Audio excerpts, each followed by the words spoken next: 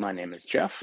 I am your host for this episode of the Do Nothing Project, and I'm hoping you can hear me.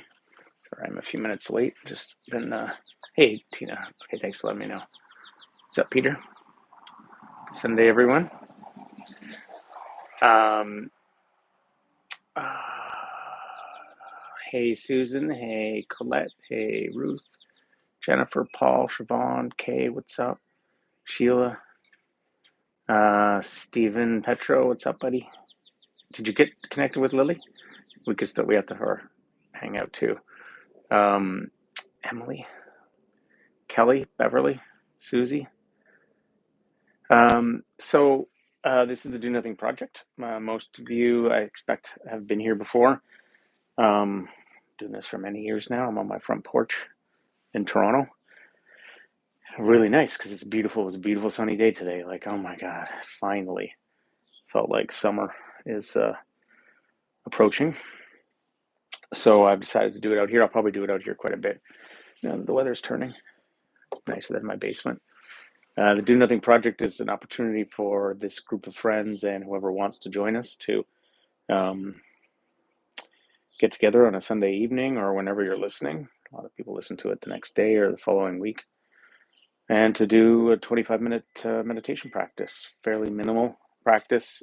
I like people to begin to trust in their own capacity to know how to slow down and kind of reorient themselves as needed. So I try to keep it quite open in terms of the way in which you want to approach it, whether you want to be sitting or lying down or moving, whether you want to do an open awareness practice, a surrender practice, a concentration practice, a mindfulness practice, a non-dual practice, a loving kindness practice, whatever.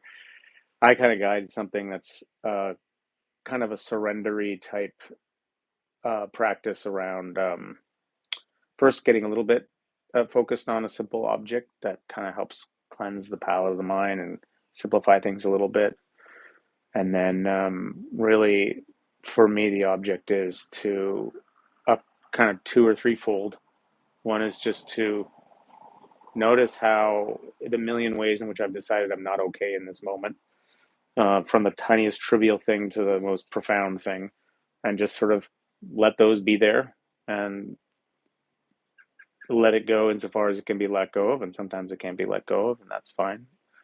But I find that to be very grounding and insightful.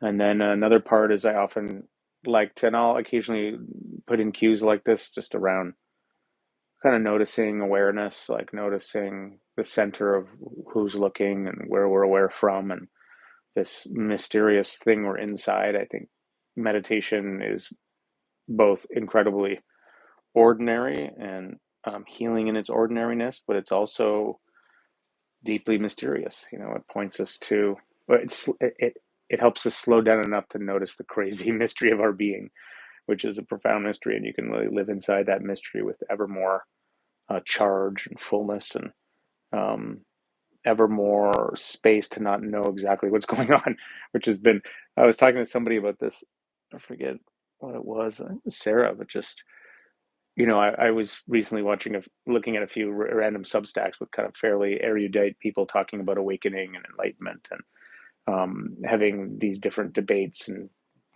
brilliant taxonomies to describe it and the right kind of humanistic suspicion. And it put me back to being 15 years ago, or that's exactly where I was. And not that there's like an evolution in terms of growth. I just mean it was a phase I went through where I was very much obsessed with trying to put it into words and in a way that I thought would be important for the kind of humanistic mainstream. And I had a whole bee in my bonnet about impressing intellectuals or something. Anyway, that's all gone. The trajectory of practice is more, the trajectory for me has just been more and more about, there's infinite amounts to talk about, but when it comes to the core of the mystery, it's so much about just wordlessness. I can't even, it's so paradoxical. It's so simple. It's so doesn't matter. Getting into these pinhead taxonomy debates about things doesn't mean anything. All that matters is how you are in your life, with the people you love, and how you're relating to the world around you. It's like, that's all that matters. Social media, all that the opinions, the perspectives. It's like, it's so beguiling and it's exciting that humans could tap into that, but it's also such an enormous diversion, is what I'm finding. I mean, this is my opinion. Sometimes I offer an opinion. I'm doing that tonight. Here's my perspective, which you could dismiss. Anyway, the slowing down, the letting go of the need for things to be different, the connecting to the real mystery of it, and letting yourself be in the mystery without having to foreclose it, some theory, feeling it. Well, maybe I'll guide a practice around that. And then lastly, just the kindness, the gratitude. Here you are in this world. Well, how do you want to be? You can be anyway, so many ways. And I'll tell you, the way that feeds you the most, and every contemplative who's ever bothered investigating has said the same thing. It's just simple gratitude and kindness. All the things your mom and your grandmom could have told you, and your dad probably should have, but didn't realize he was allowed to. Thought it would be too much of a weak thing or some weird shit like my dad. That's it, Fred. Yeah. Thanks for moderating, Fred. And thank you, Andrew Lenards. Nice, Jeff. Snow globe. Yeah, I love hearing these notes here. Arts and Travels, it's all about letting go and allowing and being present for me. 5 years meditating every day, still learning how to do that fully. So goes the practice. Beautiful. You said it. And Kelly summed it up perfectly with the L word. Love. So that's why we're here, friends. We're here to be in love together. So I'm going to ring this bell. We're going to do 25 minutes. Maybe I'll drop a cue somewhere or other about mystery being, but maybe not. We'll go to the love spot towards the end, but the whole thing is really basically a giant love letter. Let's do it. You made it, Make.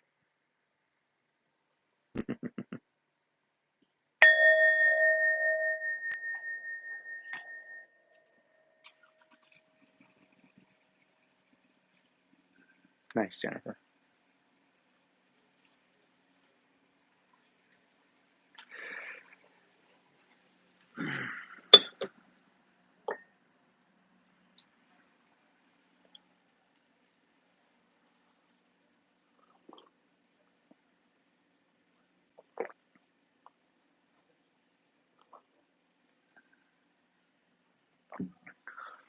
All right, friends. So assume the position of no position.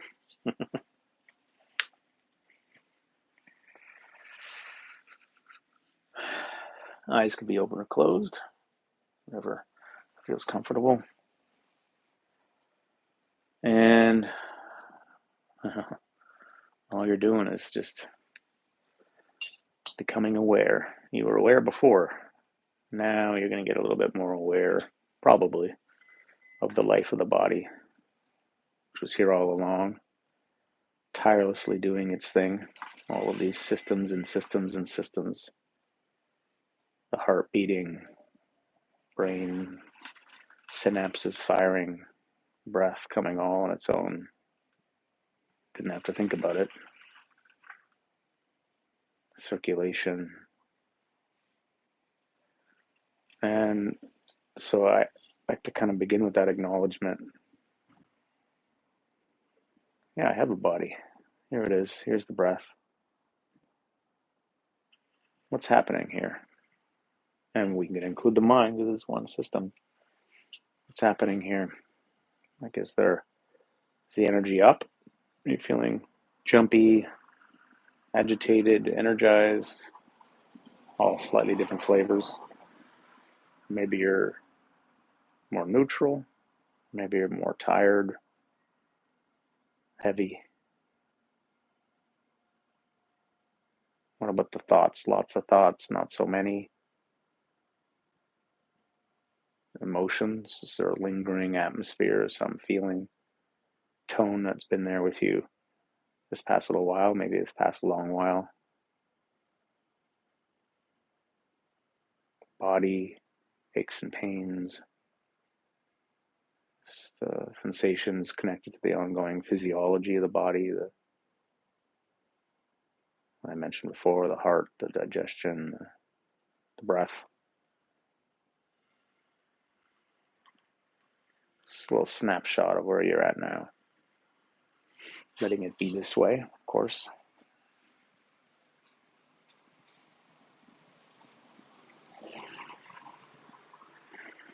Letting everything be this way. The sounds around you, you'll hear sounds coming from my neighborhood as cars drive past.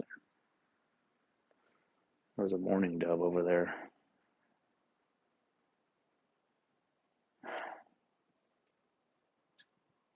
Now gone. Impermanence.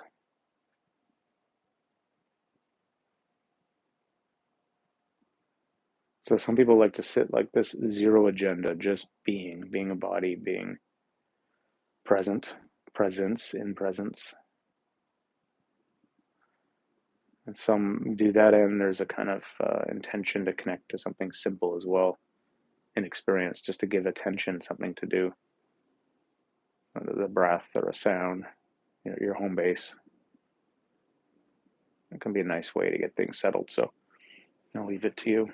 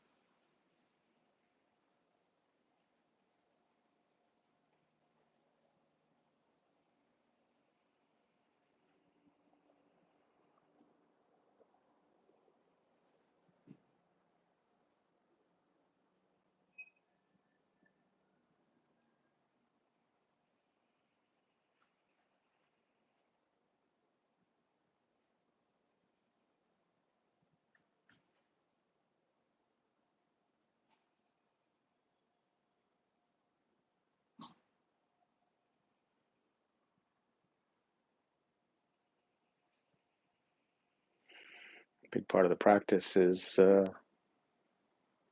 deciding to choose, deciding to find the experience satisfying.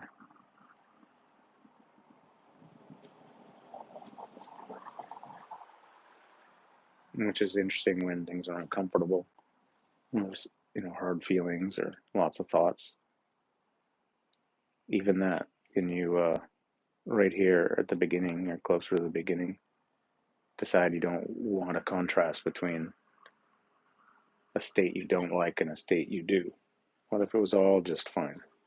Even the stuff you were kind of hoping it would go away so you could get nice and quiet and relaxed. But if it's still there, what if that was fine too? And still we hold our intention to practice, to get quiet and still.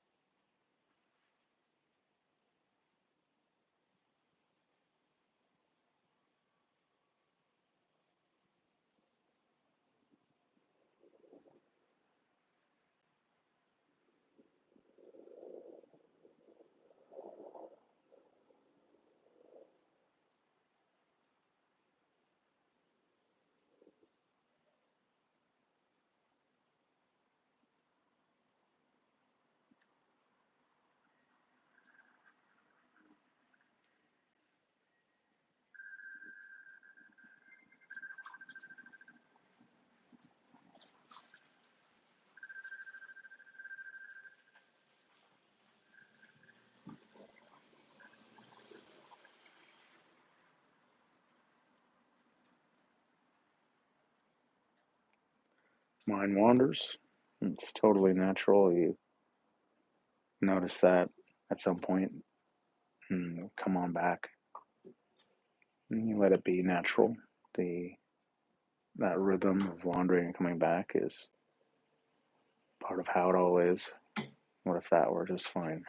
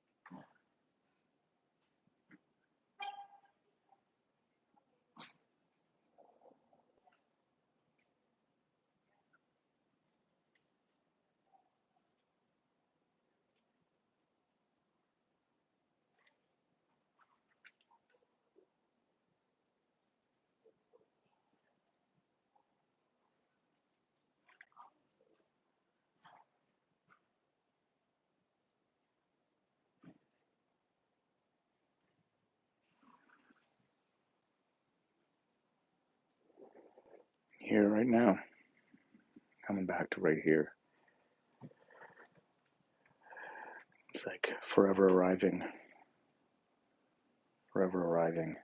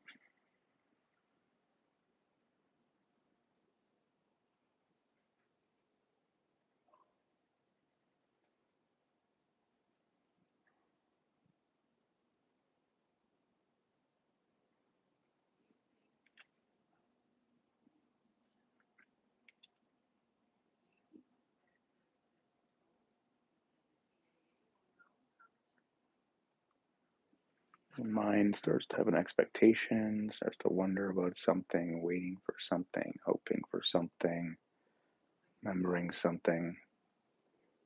And you can notice and come back to right here. What if this were exactly what you've been waiting for?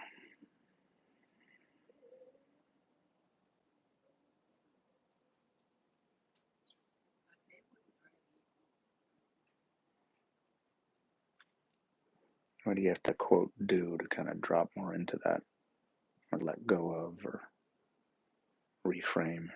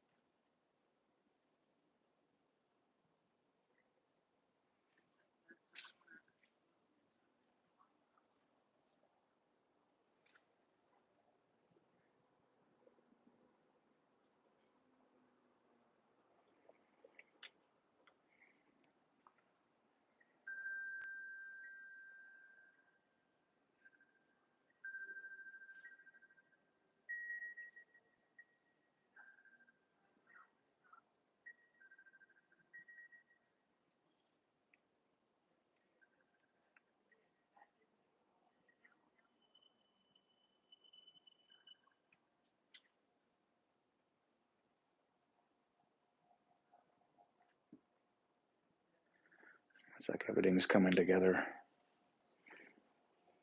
All of us here, all of our life actually converging right here at this point. Couldn't be more full.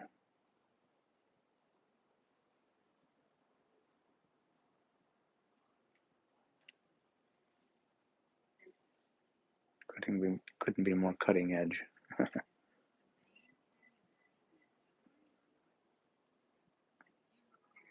No one's been here before. It's a good thing we're here together.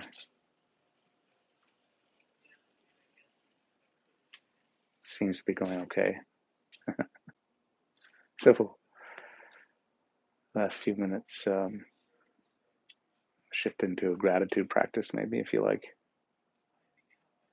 or whatever you want to feel grateful for. And that could really literally be just the same practice you've been doing, just sitting in silence and appreciating exactly what sounds you hear and sensations you experience, and just appreciating the whole situation, any part of it, even the uncomfortable parts. That's the trick. And then that could be kind of move spontaneously into just thinking or appreciating different people in your life and anything you want. I'm like, thank you. And you don't have to know why.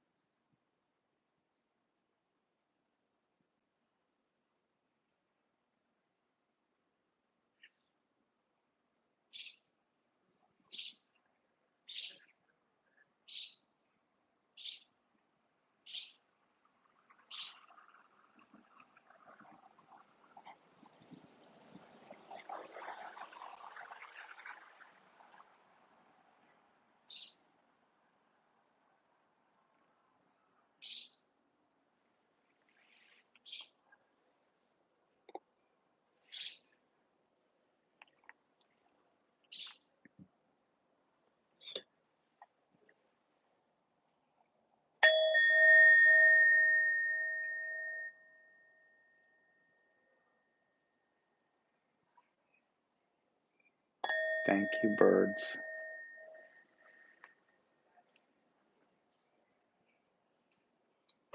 Whoa, Ruth, that is very, very interesting. The birds in your garden and mine were chirping exactly the same time. I got to hang out. Nice friends.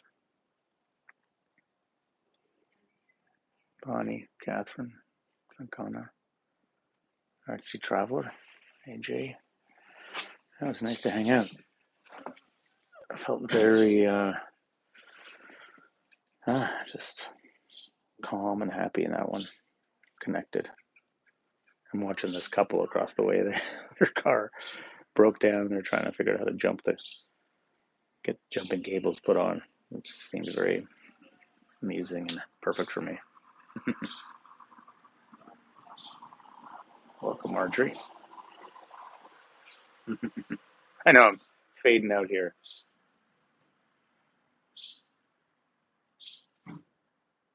Nice, Brooke. Up to date with the Canadian election. Fingers crossed. Yes, Myrna. Feel the same. Zach, Brian, Trisha, Jeff, Paul, Colette, Andrew, and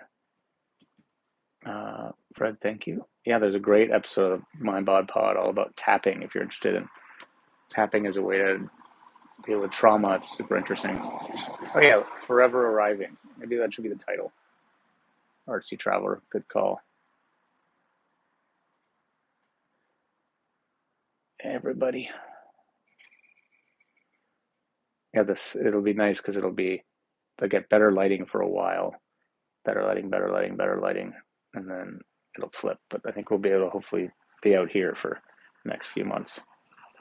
Andrew, do you need a snapshot? You want one like this of me in the half dark?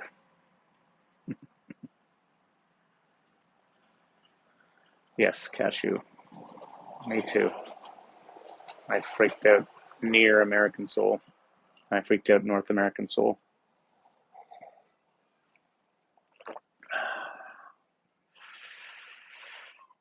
Okay. Good night, everybody. Have a great night. Sleep well. Catch you next week, I think. Am I away next week? Can't remember. Anyway. Bye-bye. No one's ever been here before. Yeah, that could be a good title too. You decide, Andrew. Okay, bye.